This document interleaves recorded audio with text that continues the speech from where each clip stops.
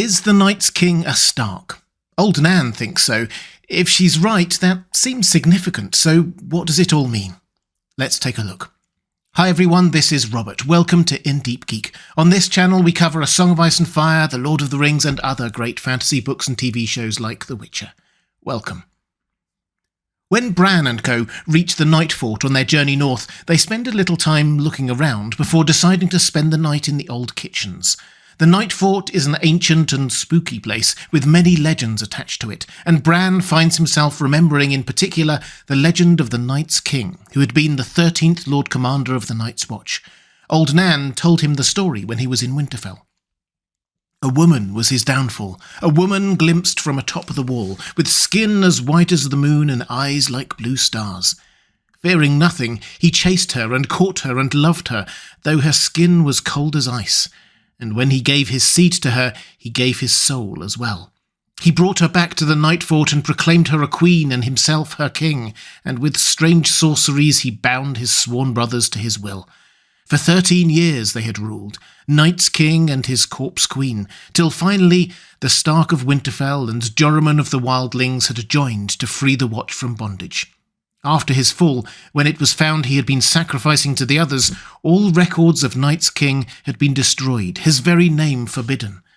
Some say he was a Bolton, Old Nan would always end. Some say a Magnar out of Skagos. Some say Umber, Flint or Norrie. Some would have you think he was a Woodfoot, from them who ruled Bear Island before the Iron Men came. He never was. He was a Stark, the brother of the man who brought him down. She always pinched Bran on the nose then, he would never forget it. He was a Stark of Winterfell. And who can say, mayhaps his name was Brandon. Mayhaps he slept in this very bed, in this very room. Old Nan clearly loved telling stories to scare Stark children, and we should probably say straight away that George R.R. Martin has been pretty clear that his Night's King, with an S, was a different being to the Night King on the TV show. Asked about it direct, he said that, as for the Night's King, the form I prefer, in the books he is a legendary figure, akin to Lan the Clever and Brandon the Builder, and no more likely to have survived to the present day than they have.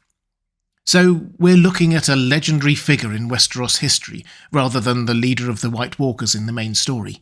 And at the risk of adding in too many caveats from George R.R. Martin at the start of a video, he has often repeated that stories from the Age of Heroes should not be taken literally.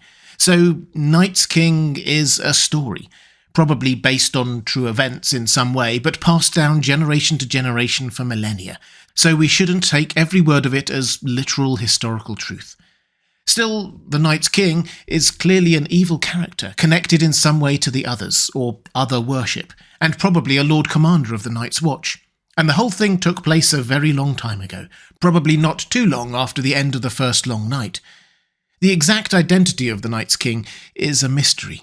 Maester Yandel in The World of Ice and Fire predictably recounts the tale only to dismiss the more magical elements, suggesting Night's King was just a Lord Commander who attempted to carve out a petty kingdom for himself, and that, like all tales, it takes on the attributes that make it most appealing to those who tell it. Which is clearly what Old Nan was doing. Her favourite storytelling style was to take a legend, then make it scary for that particular child. Arya recalls, for example, that she told a tale of the Titan of Braavos, saying that the Braavosi feed him on the juicy pink flesh of little high-born girls, and Sansa would give a stupid squeak. Hence also, therefore, telling Bran that perhaps the Night's King shared his name and slept in his bed. All of which might lead us to dismiss the legend, much like the Maesters did, except that its connection to the others gives us pause for thought, because their legend was also dismissed by the Maesters, and a Stark being Lord Commander of the Night's Watch is eminently believable. Many have been. And of course, there is the similarity to the very clearly central Night King on the TV show, and the cleverly worded sort of clarification from George R.R. Martin. He didn't say Night's King wasn't important or wouldn't appear, just that he was a legendary figure with no more chance of being alive in the main story than other legendary figures. There are, of course, many fan theories about the identity of the Night's King and the Night's Queen, but let's for a moment just hold on to the reasonable idea that there was perhaps a Stark Lord Commander of the Night's Watch who did something so terrible in connection with the others that his very name was wiped from history, and move over to look at the Starks at that moment in history. Because although I've released this series of videos about the Starks and Winterfell rather far apart, there has been a question lurking in the background all this time. Why? Why must the Starks remain at Winterfell? Why are the spirits of their kings and lords automatically trapped in the crypts? Why are the statues there, armed and waiting? Why does it seem as if winter falls on Winterfell when the Starks abandon it? Because when you think about it, this feels less like the Starks are being kept in great privilege as a reward for some reason, or because they won their place through great valour, and more like a curse or a punishment. They are tied there, and the king's spirits can never escape. The first Winterfell was basically just the crypts, with no castle above, just the weirwood tree and perhaps a tower, and the crypts were filled from the bottom up, so the Starks knew they would be buried there generation after generation for thousands of years. Quite macabre. Although, of course, some of the very oldest section has collapsed. Is the timing there just coincidental, that will have been after the first few generations of Starks had been there, much like the Night's King was probably Lord Commander after the first few generations? And if he was a Stark and had a place waiting for him, all record of him would have had to have been wiped out. Anyway, at some point in ancient history, the spirits of the Stark kings were bound into that crypt, seemingly against their will.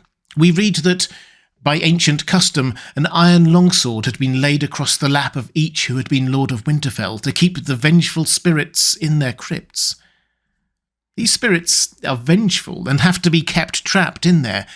We know some hints of the nature of life and death in the world of Ice and Fire, but the basics seem to be that when somebody dies, their spirit leaves to go somewhere. But something of them may linger, as Qyburn would say, though diminishing over time. Hence Lady Stoneheart and Beric, and the skin changers who live on for a time in their bonded animal. In all cases, the spirit wants to leave, to where we don't know, unless bound to the world by some powerful magic. So someone, at some point, did some pretty powerful magic to bind the Starks there. Not just one Stark, but every Stark king and lord for thousands of years. And we also know a little bit about the nature of magic in this world. Two things almost always appear key. Intentionality, you need to be meaning to do magic, and sacrifice. Only death can pay for life, there is power in a king's blood, and similar sayings. And I do wonder whether we might have seen something of whatever magical ritual took place to bind the Starks there. While in Bloodraven's cave, Bran accesses the weirwood network and sees through the Winterfell weirwood as a number of scenes play out. They appear to be going backwards in time. I'll skip a couple of them for brevity, and do be aware that there's some graphic language in the upcoming quote. But we get first his father, then his Uncle Benjen and Aunt Lyanna as children, then what seems to be Old Nan as a young woman, and probably Sir Duncan the Tall, what appears to be Brandon Snow making weirwood arrows at the time of Aegon's invasion, and furthest back in time, this. A bearded man forced a captive down onto his knees before the heart tree. A white-haired woman stepped toward them through a drift of dark red leaves, a bronze sickle in her hand. "No," said Bran. "No, don't." But they could not hear him, no more than his father had. The woman grabbed the captive by the hair, hooked the sickle round his throat, and slashed. And through the mist of centuries, the broken boy could only watch as the man's feet drummed against the earth. But as his life flowed out of him in a red tide, Brandon Stark could taste the blood. That sounds like a sacrifice to me, and although George R. R. Martin is deliberately vague in his language, it appears to be a sacrifice of a Brandon Stark. What if that Brandon Stark is the Brandon Stark who may have been the Night's King, or Brandon the Breaker, the Stark King of Winter at the time, or perhaps even the legendary Bran the Builder? Or perhaps it doesn't matter all that much, because the point here is that this is a Stark being sacrificed in front of their own weirwood, to seal some dark magic. At around the same time that some dark magic must have been performed to seal the spirits of the Stark Kings of Winter there beneath Winterfell. The legend of the Night's King is almost certainly not an exact description of what happened back then, but it does seem likely that there was a Lord Commander of the Night's Watch long ago who did something terrible connected to the others. Old Nan asserting that the Night's King was called Bran Stark does at least seem possible. Bran Stark does seem to have been sacrificed in front of the weirwood tree at Winterfell, perhaps as some kind of dark magic ritual, and we are looking for some reason why it is the Stark's souls who are bound to the crypts, seemingly against their will. So, the Night's King having been a Stark, and the Starks being bound for generations tied to those statues as punishment until they can rise to pay off their debt and face the others in the future, has a dark ring of possibility to it. There would be a strong echo of the dead men of Dunharrow in The Lord of the Rings, for example, and we know how much George R. R. Martin loves Tolkien. It's just a theory, but I'd love to know what you think. Why are the souls of the dead Starks being held there against their will, not anyone else's? Is it a punishment for some ancient evil, a noble sacrifice, or some other reason? Let me know in the comments below. If you'd like to see more A Song of Ice and Fire videos, please click on the link on the left of your screen. Or if you'd like to support this channel, thank you. There's a link to my Patreon page on the right of your screen now.